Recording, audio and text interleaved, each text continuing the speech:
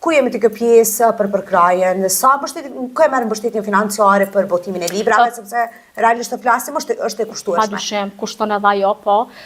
Përkrajen, domethënë botimet e mia të para e kam financuar vetë unë, domethënë normalisht për ndihmë se atëherë isha studente, nuk kisha finansat e mia.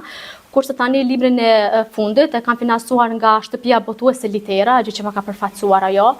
Edhe domethënë kjo ka qenë edhe unë e them nga njëra anë mirë që ekzistojnë këta shtëpi botuese projekte të ndryshme, se për ndryshe ndoshta nuk mund ta bëjnë maksimalen, por domethënë disi japi për krahje rinis. Konkretisht kur jemi te sfera e letërsisë dhe sferave të tjera që bëjnë rinia që nuk gjejnë mbështetje institucionale. Libertet të themi që kemi disa të rinj tash që vendosin të shkruajnë, por nuk kanë mjaftueshëm të dhëna rreth mënyrës se si botohet një libër, rreth ligjeve të shtëpive botuese, sepse e di se në një anë ca përfitime takojnë shtëpisë botuese dhe ka disa të drejta që i dojnë shkrimtari me shtëpinë botuese.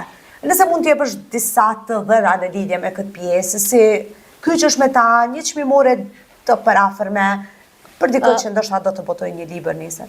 Po, domethënë normalisht ajo është ndarë në përqindje, tash për shembull prej 100% prej projektit shkon disi 30% ose më tepër, ose mbi tek 30% për shtëpinë botuese, sepse normalisht duhet të paguhen ata recensent, ata punonjës që janë aty, dhe një pjesë tjetër, ta them të drejtën, jo goxha e mirë, shkon për autorin. Po megjithatë, prapë, domethënë themi që kur nuk kemi aq shumë kushte të mira, duhet të jemi të kënaqur edhe me pak. Po, ne sipas mendimit tim ne shkrimtarët ose artistët në përgjithësi rrallë herë botojnë diçka, krijojnë diçka për përfitime materiale. Definitivisht ne bëjmë për kënaqësi shpirtërore dhe kjo është mjaftueshëm për çdo artist. Le të flasim tash edhe për librat e tua, botimet e tua, çka mund na thuash diçka më detajisht? Nga botimet e mia un kam perceptuar që perceptova edhe më herët, aty kam cekur jetën e njeriut, kam cekur disa dukurit të jetës, domethënë kam perceptuar jetën e njeriut gradualisht, që nga lindja, rritja, zhvillime deri tek vdekja, dashuria, vuajtja, gjithçka tjetër që janë fenomene që i paraprin jetës së njeriut,